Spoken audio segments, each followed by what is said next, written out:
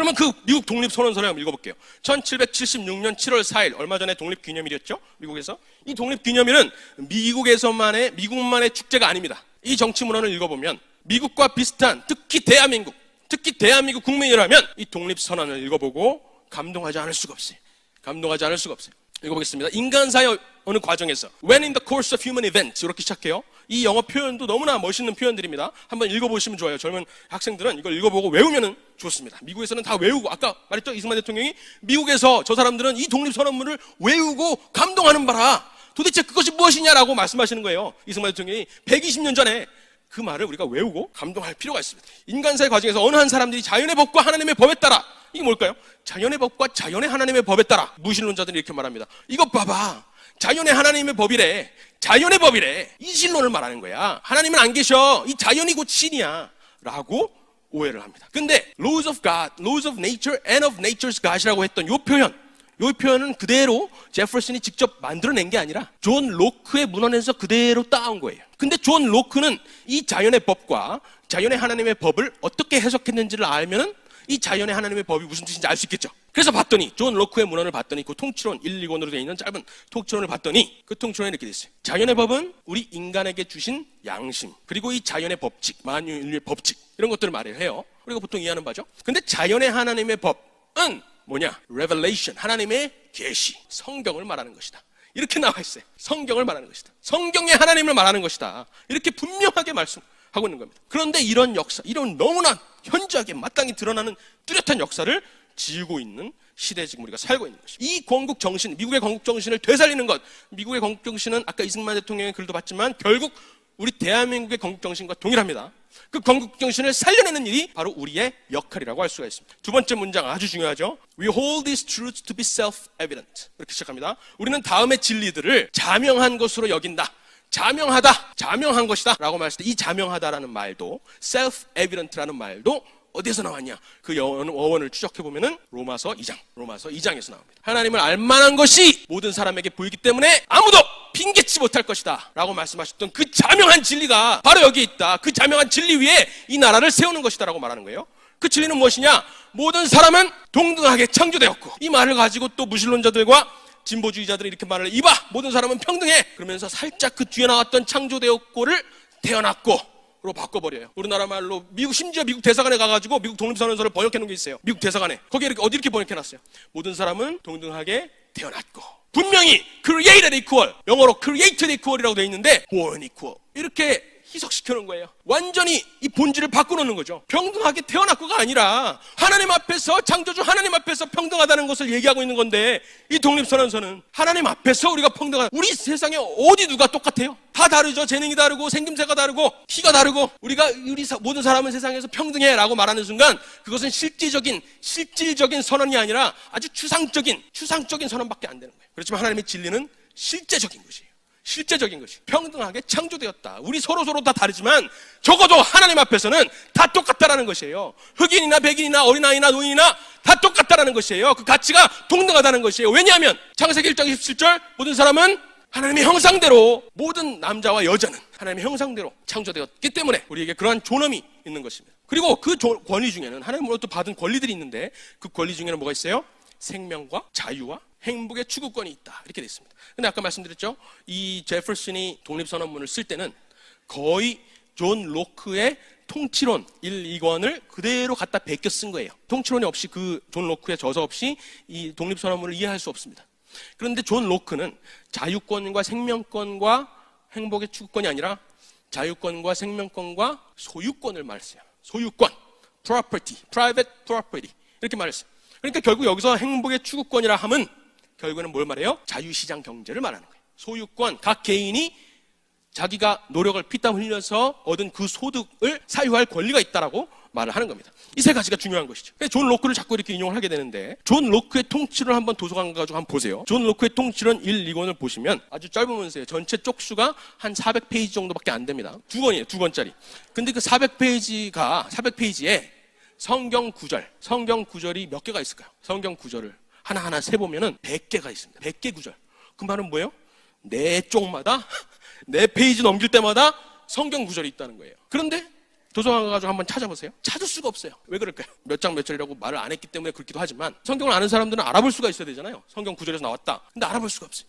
번역을 하려면은 그 원문을 보고서는 그 원문이 어디서 인용되는지를 보고 그 원문대로 번역을 그대로 옮겨야 되잖아요.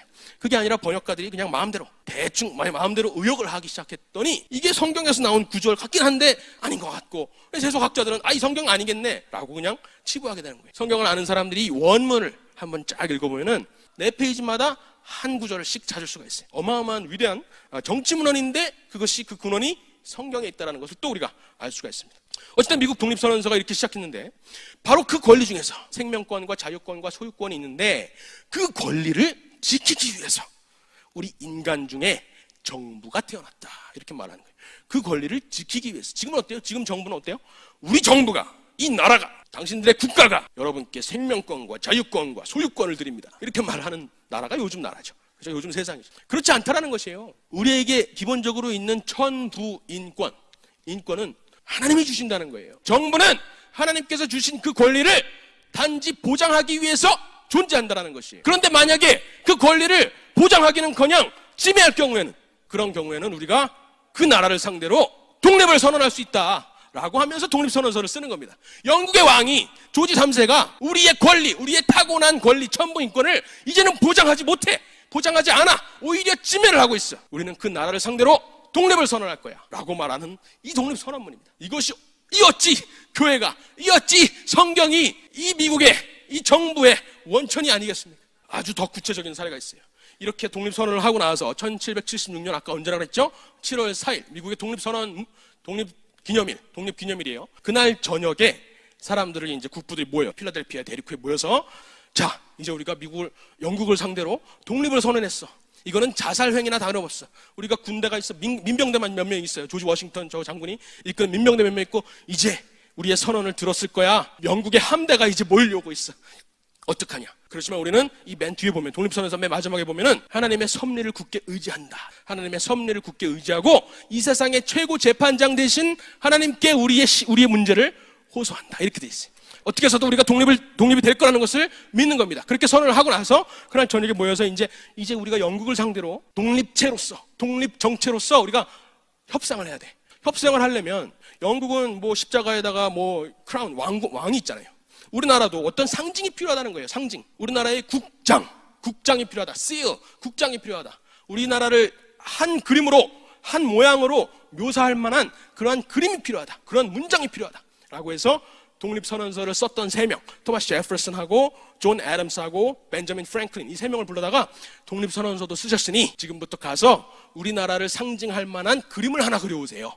이렇게 말하는 거예요. 그 그림을 가서 3개월 동안 밤낮 없이 연구를 하고 전에 문헌들을 찾아보고 해가지고 그려온 그림이 바로 이 그림입니다. 여기 왼쪽에 있는 그림이에요. 이게 뭐죠?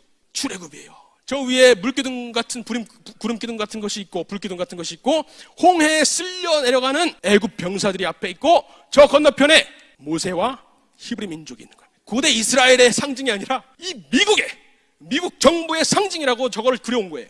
미국 국부들이 이 3명은 물론이고 그 다른 28명의 독립선언서에 서명했던 사람들, 그리고 나중에 헌법에 서명했던 그 국부들은 전부 다 한 명 빼고 다 크리스찬들이었어요. 한 명은 카톨릭이었어요. 카톨릭도 크리스찬이라고 할 수도 있겠죠. 어쨌든 다 크리스찬이었어요. 크리스찬들이 성경을 읽고, 특히 모세오경을 읽고, 히브리 민족이 어떻게 나라를 건설했는지를 읽고 나라를 건설했던 것이 이 미국을 만드는데, 이 미국은 어떤 모체를 따랐어요? 바로 이스라엘 민족을 따랐다. 이스라엘 국가, 성경, 특히 모세오경에 나오고 있는 그 나라를 우리가 모형으로 채택한다 라고 선언을 했던 것이. 그런데 이제 와가지고 세속학자들은 필라델피아의 건국 독립기념관이 있어요. Museum of the American Revolution 해가지고 아주 거창하게 4층짜리 건물인데, 거기 들어가가지고 이 국장을 찾아봐야 되겠다. 이게 1776년에 초안이 나왔잖아요. 그리고 맨 마지막에 1781년, 그러니까 한 5년 뒤에 저 맨 오른쪽에 나오는 그림으로 완성이 된 거예요. 근데 그 사이에 한 4번의 초안들이 있어요. 4번의 여러 가지 다양한 초안들을 거쳐서 독수리로 결정을 한 거예요. 근데 그러면 한 5개의 그림이 있어야 되잖아요. 초안부터. 근데 그림에 국장의 역사를 소개하는 글 안에 저 첫 번째 초안, 가장 중요한 저 첫 번째 초안만 싹 지워놨어요. 심지어 그 지워진 흔적이 있어. 처음에 이거를 계획한 사람은 이걸 포함했다는 거예요. 그런데 그 뒤에 기념관 관장하는 사람이 에이 이거는 지워 하면서 지운 거예요. 필라델피아의 공식 기념관이 그렇게 돼 있습니다. 지금은 어떤지 모르겠어요. 그게 한 6년 전이니까. 어쨌든 그런데 왜 독수리냐 이거예요. 여러 개의 문양을 거쳐서 결국 독수리로 합의를 봤는데 독수리로 됐네. 에이, 결국에는 그 유대 민족, 히브리 민족의 독립 그거는 이제 폐기했나 보다. 이렇게 생각을 하죠. 근데 그렇지 않다는 거예요. 성경에서 출애굽을 묘사하는 단 하나의 모양, 단 하나의 동물이 있다면 그건 뭐예요? 독수리죠. 내가 너희를 독수리 날개 위에 업어서 어떻게 너희를 구원했는지를 기억해라라고 여러 차례 출애굽기, 레위기, 신명기 계속해서 나오는 게 독수리예요. 독수리. 그래서 독수리로 된 겁니다. 무슨 로마의 무슨 백부장의 무슨 휘장이 독수리였기 때문에 독수리로 된 거야라고 학교에서 가르쳐줘요. 거짓말입니다. 아주 악랄한 거짓말이에요. 분명히 히브리 민족의 이스라엘 건국 그것을 생각하고 독수리가 된 것이. 지금도 마찬가지. 지금 뭐 의회 여러분 아시죠? 의회 가서 곳곳에 건물의 그림들을 보거나 조각물들을 보면은 모세가 곳곳에 있어요. 그러면 사람들은 그래요. 아이, 모세 말고도 다른 입법자들도 있어. 뭐 바빌론의 뭐 함무라비라든가 뭐 헬라의 뭐 솔롱, 로마의 키케로 이런 사람들 다 있어. 이렇게 말해요. 물론 있어요. 그런 사람도 있어요. 그런데 가장 중심되는 곳에 모세가 있어요. 그리고 모든 다른 사람들의 얼굴은, 다른 입법자들의 얼굴은 옆모양이 있어요. 옆모양. 보시죠? 다 옆모양이 있어요. 그런데 오로지 정면을 바라보고 있는 단 하나의 얼굴이 있다면 그것은 모세입니다. 그리고 또 대법관. 여러분 대법원 아시죠? 연방 대법원. 사실 지금 미국이 거의 무너졌는데 행정부는 물론이고 저기 입법부도 반은 무너졌어요. 그런데 그나마 이 무슨 트랜스젠더니 뭐 말같지도 않은 이데올로기들이 미국을 뒤집지 못하고 있는 이유 중에 하나가, 가장 대표적인 이유가 사법부가 그래도 서 있는 거예요. 우리나라는 사법부부터 무너져서 문제인데 미국은 그래도 사법부, 특히 연방 대법원이 그래도 바로 잡혀 있어요. 위태위태하지만 거기도 한 6대3으로 겨우겨우 이기고 있는 거지만, 그런데 그 사법부의 최고봉인 연방 대법원 꼭대기에 누가 있을까요? 모세가 십계명을 들고 앉아 있습니다. 너무나 현저하게 보이는 증거들을 학교에서는 무시하고 있는 거예요. 언론들은 다 무시하고 있는 거예요. 미국이 어떻게 건국됐는데 이 어찌 교회가 정부의 근원이 아니리오 라고 외치면서 세운 나라인데 그 모든 증거들을 눈을 감고 있는 거예요. 대한민국도 마찬가지인데 대한민국이 깨워서 미국에 알려야 되는 그러한 상황입니다. 그런데 1776년에 미국을 세웠는데 그 전에 1620년에 뭐 있었어요? 메이플라워호를 타고 105명의 청교도들이 이제 배를 타고 왔잖아요. 그때 당연히 성경을 들고 왔겠죠? 당연히 성경을 들고 왔을 텐데 그때 들었던 성경 뭐냐면은 그때는 킹 제임스가 아직 안 나왔어요. 제네바 성경입니다. 1620년에 제네바 성경을 가져왔는데 왜 제네바 성경이냐 하면은 제네바에서 직접 칼빈과 칼빈의 제자들의 지도를 받아서 번역한 영어 성경이기 때문에 제네바 성경이에요. 그런데 이것이 또 뭐가 특별하냐면은 최초의 주석 성경입니다. 그래서 성경 본문 옆에 무려 2만 자가 되는 해설이 담겨 있어요. 최초의 주석 성경이에요. 영어 완역 번역서이기도 하고. 그런데 그 표지, 그 제네바 성경, 이 메이플라워를 타고 건너왔던 그 사람들이 들고 있었던 그 성경, 제네바 성경의 표지에 바로 그 그림이 똑같이 그려져 있는 거예요. 출애굽의 모양이 그려져 있었던 것이에요. 왼쪽에 있는 그림이 이제 출애굽 모양입니다.